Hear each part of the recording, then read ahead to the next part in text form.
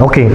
Pangatlo, na bawal kainin, lahat ng hayop na ipinagbawal ng propeta sallallahu alaihi wasallam na patayin. Lahat ng hayop na ipinagbawal ng propeta sallallahu alaihi wasallam na patayin. Ibig sabihin, may mga hayop dyan na bawal patayin. So, anong hayop yung bawal patayin? Ahas. Palaka.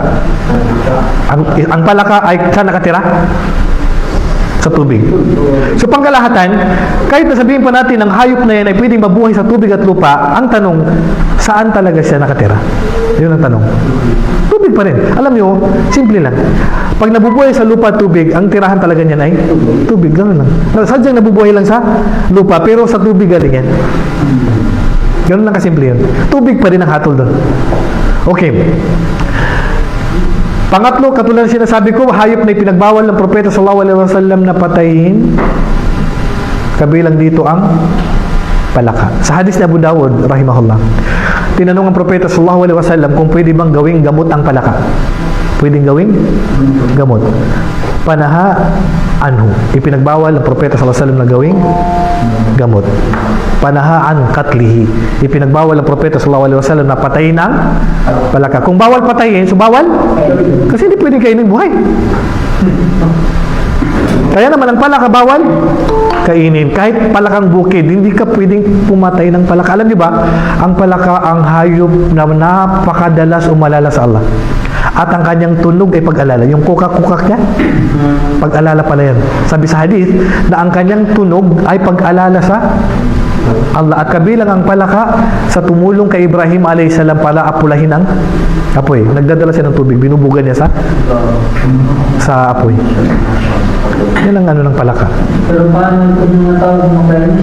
Ay, ano magagawa mo, bro? Hindi natin mapigilan yung kumakain ng haram. Yung palaka nga, yung baboy nga nakakain nila, palaka pa kaya.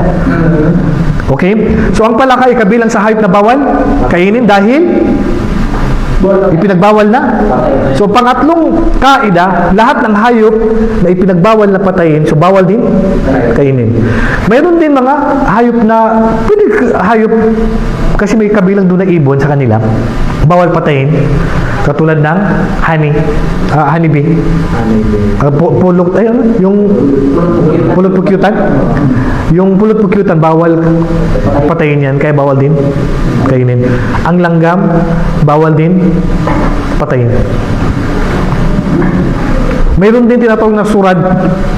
Ang surad, bawal din patayin. Ibon siya. Maliit siya na ibon. Maliit, pero hindi ko masyado maano kung anong sura niya. Ipinagbawal din ng propeta sallallahu alaihi wasallam na patayin yung kasi kumakain siya ng mga insekto na nakakatulong sa kalikasan. Yung hayop na yun. Kaya naman, lahat ng hayop na ipinagbawal ng propeta sallallahu alaihi wasallam patayin ay bawal kainin. At kaya sabi ng propeta sallallahu alaihi wasallam, may 4 na hayop na bawal patayin. Surad, hudhud, yung hudhud, bawal patayin yun. Sa time ni Sulaiman, yung ibon ni Sulaiman na kinakausap niya, yung hudhud, bawal patayin.